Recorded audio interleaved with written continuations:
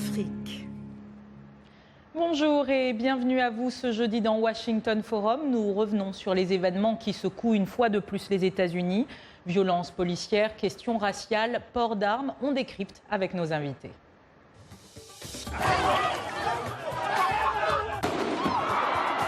Vague de tension aux États-Unis avec la mort de 2 hommes noirs abattus par des policiers. À Dallas, le 7 juillet dernier, un tireur embusqué tue 5 policiers en marge d'une manifestation contre les violences policières. Justement, Barack Obama s'est rendu sur place. Alors la question raciale est-elle de nouveau relancée aux États-Unis? Quelle unité pour le pays? Il y aura-t-il un autre débat sur le port d'armes? C'est tout de suite dans Washington Forum.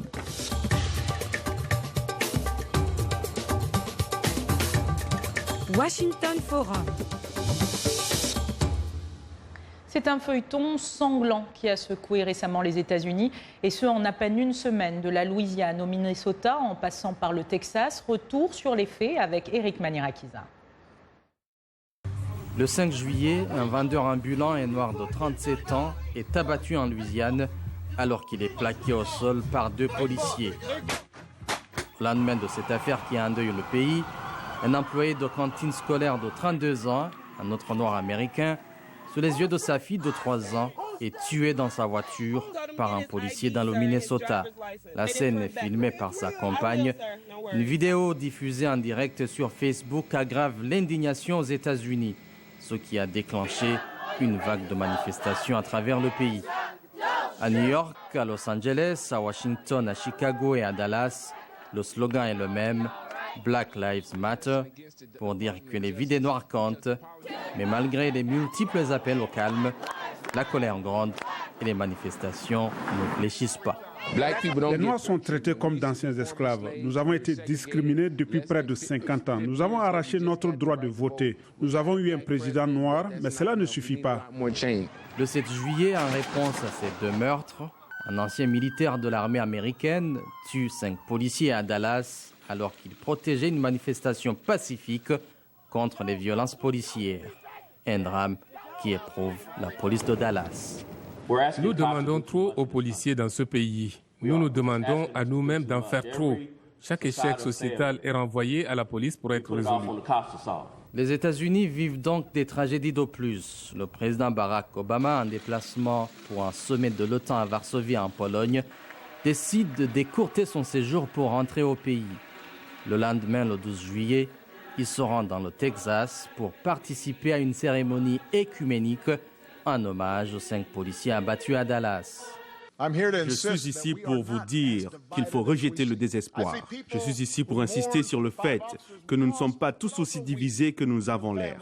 Je vois des gens qui pleurent les 5 policiers que nous avons perdus, mais qui pleurent pour les familles de Alton Sterling et de Philando Castile. Dans cette audience, je vois ce qui est possible quand on reconnaît que nous sommes une seule famille américaine. La condamnation des violences policières et des attaques contre la police est unanime. La question des armes à feu est de nouveau au cœur du débat, mais aucun consensus n'émerge entre républicains et démocrates pour légiférer en vue de rassurer toutes les composantes de la société américaine. Et avec nous, pour décrypter cette actualité brûlante et lourde de symboles pour cette nation en pleine campagne présidentielle, Johnny Tiburce Touaboua, employé de la mairie de Dallas, vous êtes en direct avec nous, et d'Ottawa au Canada, Michael Kempa, vous êtes criminologue. Et avec nous sur ce plateau, René Lake, vous êtes un militant démocrate et un consultant des médias.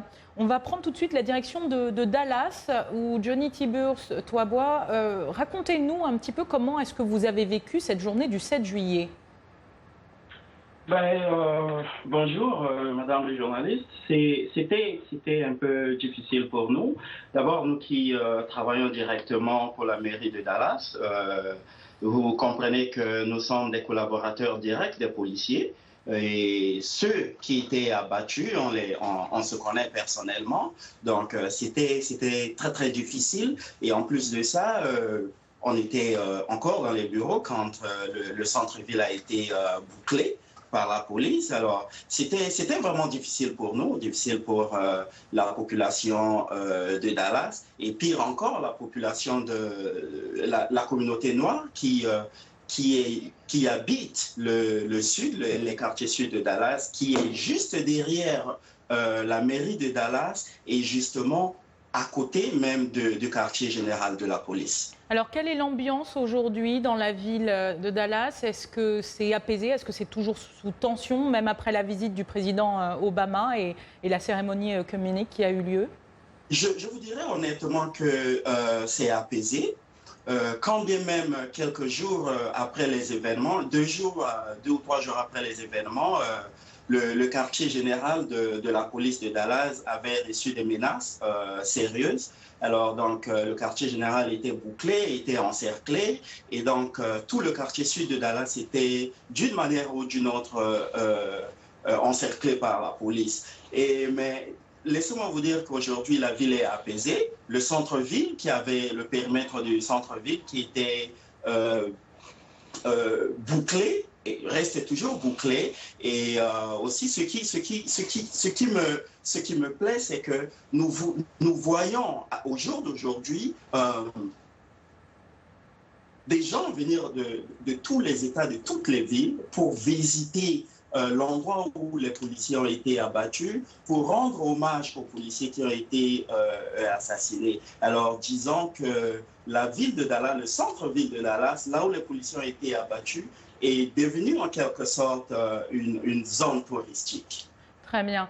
Michael Kempa, on va revenir avec vous plutôt sur l'aspect des faits, exactement, le profil du tueur qui n'est pas anodin, c'est un vétéran de l'armée américaine.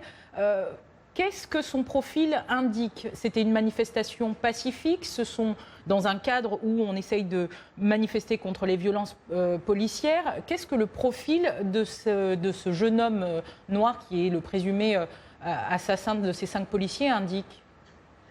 Oui, mais on cherche toujours à trouver un aspect, une facette psychologique dans les permettants de violence. Mais pour moi, c'est un mauvais effort de trouver une seule explication, une seule chose qui peut expliquer les raisons pour lesquelles quelqu'un peut agir dans une façon tellement violente contre sa propre pays, en fait.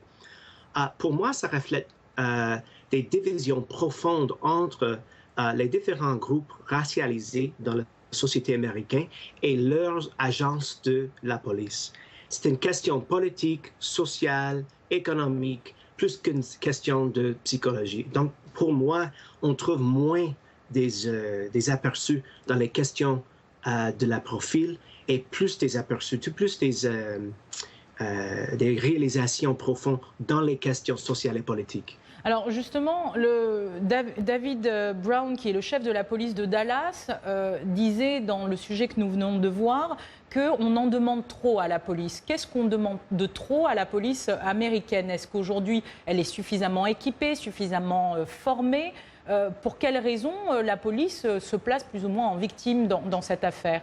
En fait, c'est une question intéressante. On croit que est-ce que la police est équipée de fournir tous les différents services et rôles qu'on veut, on demande d'eux.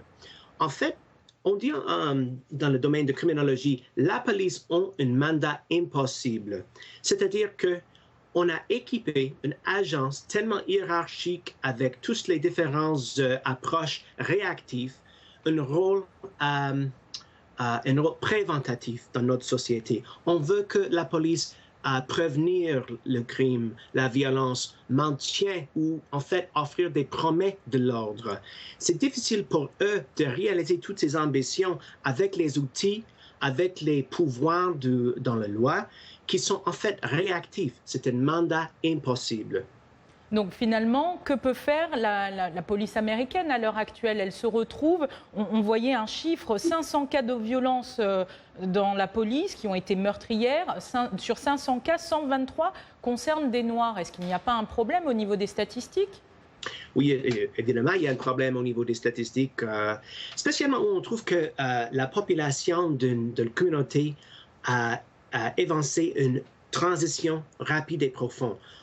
Par exemple, en Ferguson, Missouri, l'année passée, on a vu une situation où la population africaine-américaine a monté de 10% à plus que à 50% dans une seule décennie.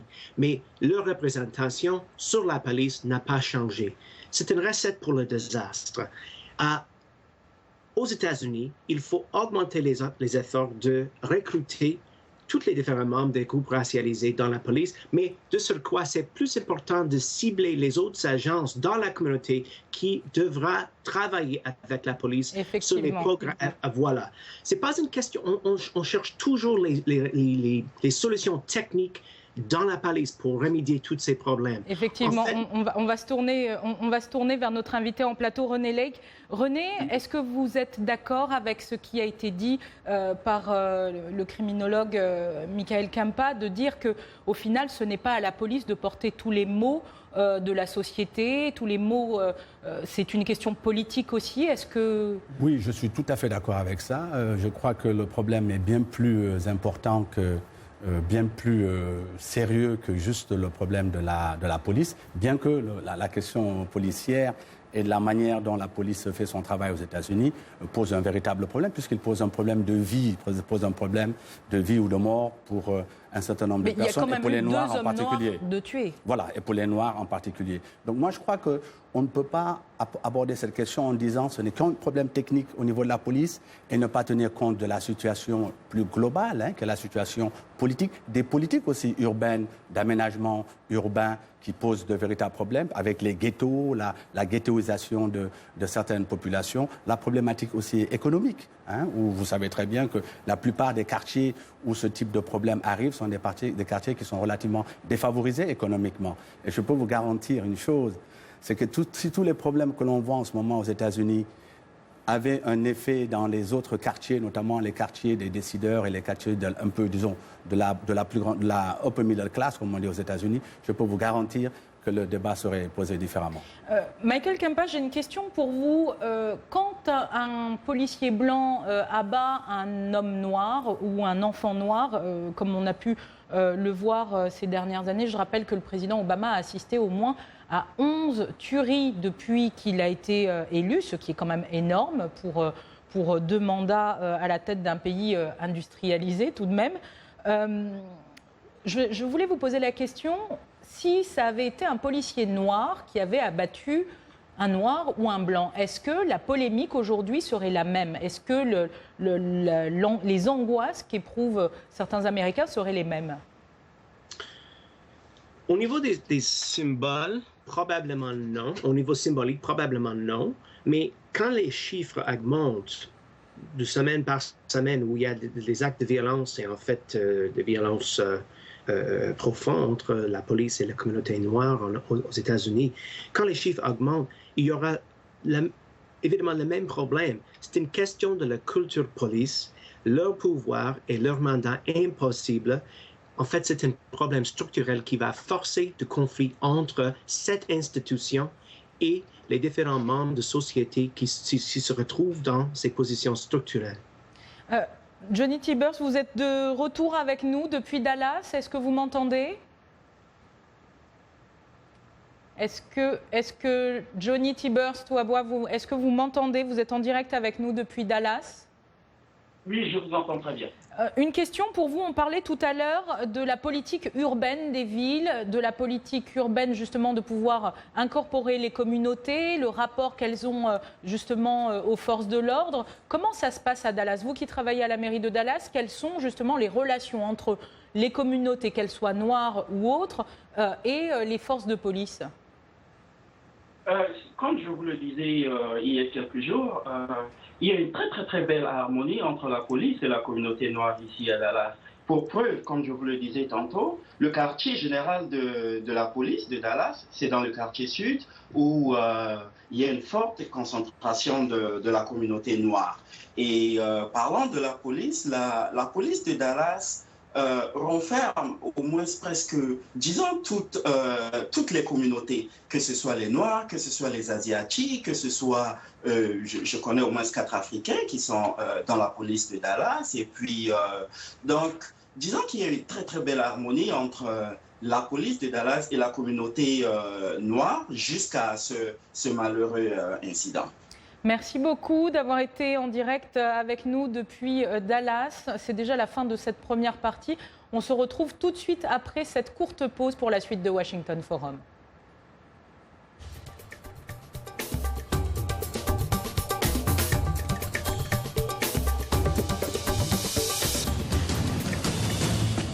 En plus de nos programmes sur FM et ondes courtes, La Voix de l'Amérique est en votre compagnie 24 heures sur 24 sur Internet. N'Djamena, d'une trentaine de représentants d'un syndicat d'étudiants. Notez notre nouvelle adresse voaafrique.com. Tous les derniers développements sur l'actualité africaine et mondiale. Reportages photos et vidéos et vos commentaires sur voaafrique.com. À tout de suite.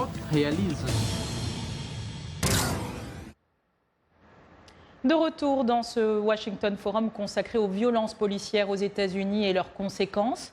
Il semble urgent, en tout cas, qu'il y ait ce débat aux États-Unis qui n'est pas sans risque. Je parle évidemment du débat des armes. Des militants de mouvements comme Black Lives Matter, les vies des Noirs comptent, estiment que la vie d'un individu noir a aujourd'hui moins de valeur que celle d'un blanc. Dans son reportage, Carol Pearson de VOA donne la parole à une experte de la santé publique qui, se basant sur les statistiques limitées disponibles, estime que les violences par les armes à feu doivent être traitées comme un problème de santé publique. Le récit est signé John Linden. Une étude menée à l'université de Harvard compare le nombre de décès causés par la police chez les hommes noirs et blancs âgés de plus de 15 ans. Le professeur Nancy Krieger. Les hommes noirs, comparés aux hommes blancs, souligne l'étude, avaient 5 à 19 fois plus de risques de mourir du fait d'un renforcement de la loi. Krieger note la différence absolument gigantesque qui, dit-elle, signifie que certains de ces décès sont évitables. L'étude appelle à traiter les morts aux mains de la police comme un problème de santé publique. Il y a des répercussions importantes pour la santé publique en termes de mortalité, de traumatisme, d'impact sur les familles et les communautés. La partenaire de Alton Sterling, tuée par la police à Bâton Rouge en Louisiane, a souligné cet aspect lors d'une émouvante conférence de presse après sa mort. Les personnes impliquées dans son assassinat ont tué un homme avec des enfants. Il dépendait de lui quotidiennement. Afin d'adopter une approche de santé publique, ces décès devraient être enregistrés et évalués. À l'heure actuelle, ils ne le sont pas. Aucune agence fédérale de santé publique, ni les Centres pour le contrôle et la prévention des maladies, ni l'Institut national de la santé ne conservent ces informations.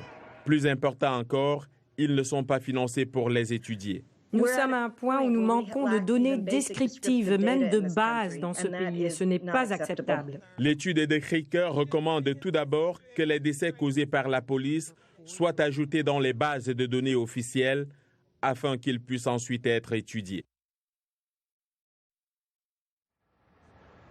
Alors nous a rejoint dans cette émission depuis Saint-Louis dans le Missouri, Jean-Germain Gros. Vous êtes professeur en sciences politiques et puis nous sommes toujours en présence de vous, René Lake.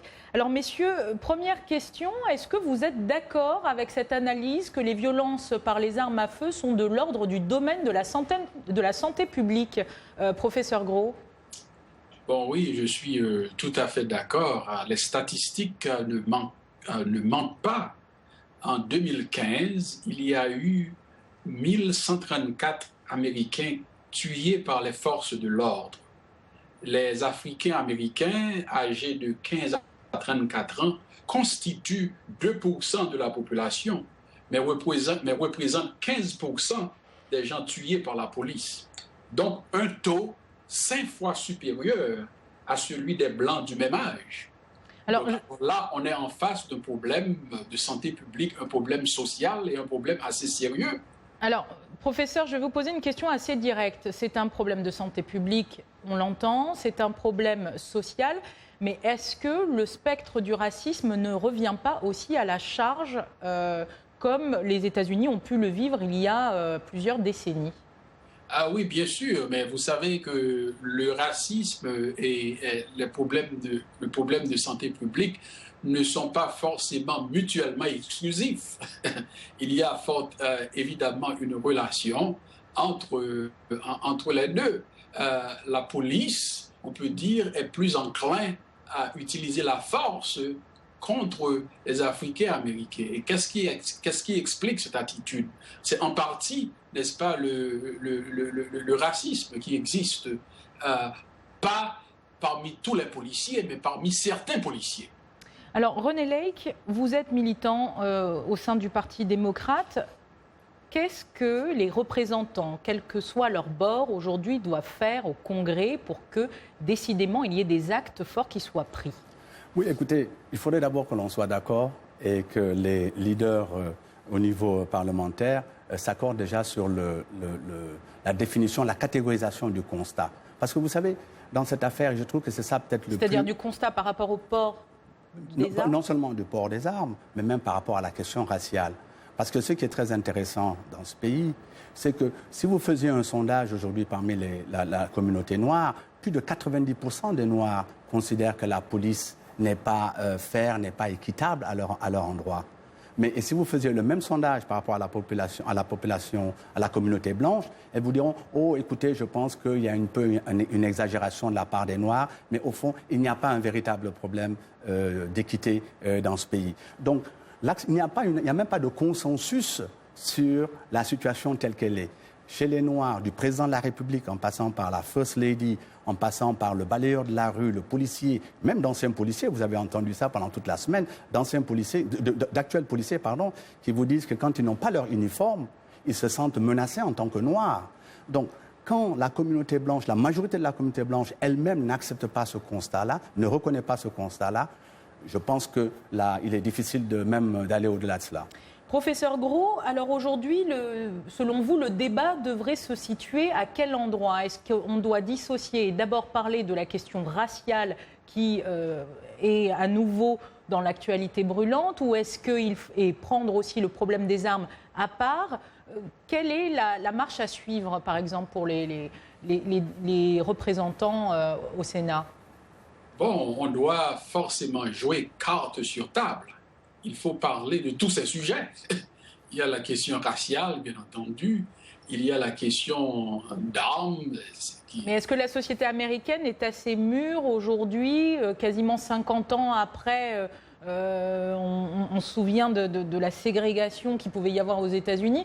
Est-ce que les États-Unis, la société américaine est prête à avoir ce débat réellement? Malheureusement, je dirais non. Je dirais non parce que les Américains, jusqu'à présent, refusent, surtout chez les Blancs, refusent d'admettre qu'on a un problème racial aux États-Unis. Les statistiques sont assez claires. Quand on demande aux Noirs, est-ce qu'il y a un problème, ils vous disent oui à 90%. Chez les Blancs, c'est l'inverse. Donc là, il existe deux mondes. Il existe deux perceptions différentes. Donc comment peut-on avoir une conversation réelle si vraiment il y a cette différence entre les groupes raciaux? Et ce, malgré le fait qu'il y ait eu un président noir à la tête du pays. Oui, tout à fait. C'est là la tragédie. Et justement, vous avez été nombreux à réagir sur notre page Facebook de voaafrique.com. Voici quelques-uns de vos commentaires. Guy Kaloukounbi en RDC, l'Amérique devra avoir le courage de liquider le solde de l'esclavagisme par un programme culturel musclé et audacieux de tolérance, de respect mutuel et de reconnaissance de la dignité de tout homme et de toute origine. Jamel Viam aux États-Unis, pour lui, les médias sont responsables quand il y a une bavure. Ils font tout pour souligner que c'est un policier blanc. Je me demande si un policier noir n'a jamais fait de victime. Autre réaction, celle de Youssouf Ouedraogo en Côte d'Ivoire. Ces bavures policières sont tout aussi insupportables que la dégoûtante sourde oreille du Congrès américain au contrôle des républicains face aux appels légitimes sur l'indispensable nécessité de légiférer sur le port d'armes aux États-Unis. Messieurs, je vais vous demander un dernier mot, un mot de la fin. Professeur Jean-Germain Gros, je vais me diriger vers vous. Une réaction à ces commentaires rapidement? Bon, je pense que ce sont des commentaires assez mixtes. Je comprends ceux qui disent qu'il n'y a pas de problème aux États-Unis et que si c'était un policier noir, ce serait différent et tout ça, mais on a vraiment un problème. On a vraiment un problème lorsque la grande majorité des victimes policières sont noires, alors que les Noirs ne représentent que moins de 40% de la population. Si on est âgé de 15 à 34 ans, eh bien c'est moins de 2, c'est à peu près 2%. Effectivement. Là, il y a un problème. Il y a un problème, il faut l'admettre.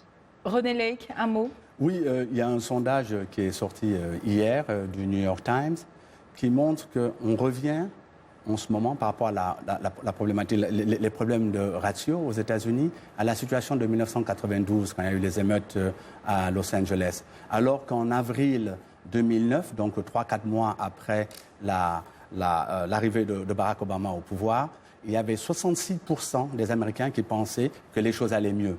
Aujourd'hui, on en est à 27% seulement qui pensent que ça va mieux.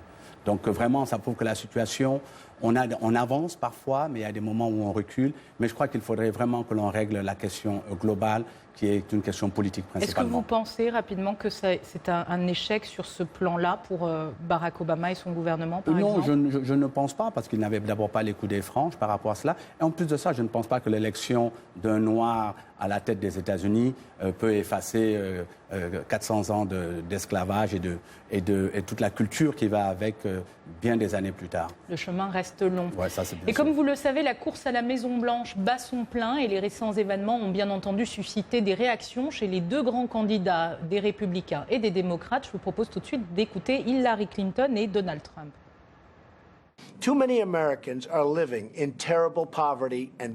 Nombreux sont les Américains qui vivent dans une pauvreté terrible et dans la violence.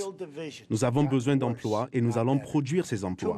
Les divisions raciales sont pires, elles ne s'améliorent pas. À la une de nos médias, on voit une hausse de la criminalité et des meurtres dans nos villes. Il est maintenant temps pour la prière, l'amour, l'unité et le leadership. Nos enfants méritent un avenir meilleur que celui que nous leur offrons aujourd'hui. Mais pour y arriver, nous devons travailler ensemble et se tenir ensemble. Nous allons rendre la sécurité aux États-Unis.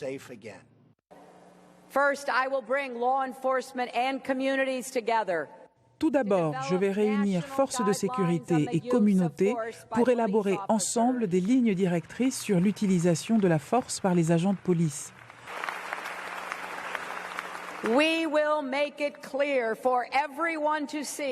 Nous montrerons à tout le monde quand la force est justifiée et quand elle ne l'est pas. Nous mettrons l'accent sur des méthodes dont l'efficacité a été prouvée pour désamorcer les situations avant qu'elles atteignent un point critique.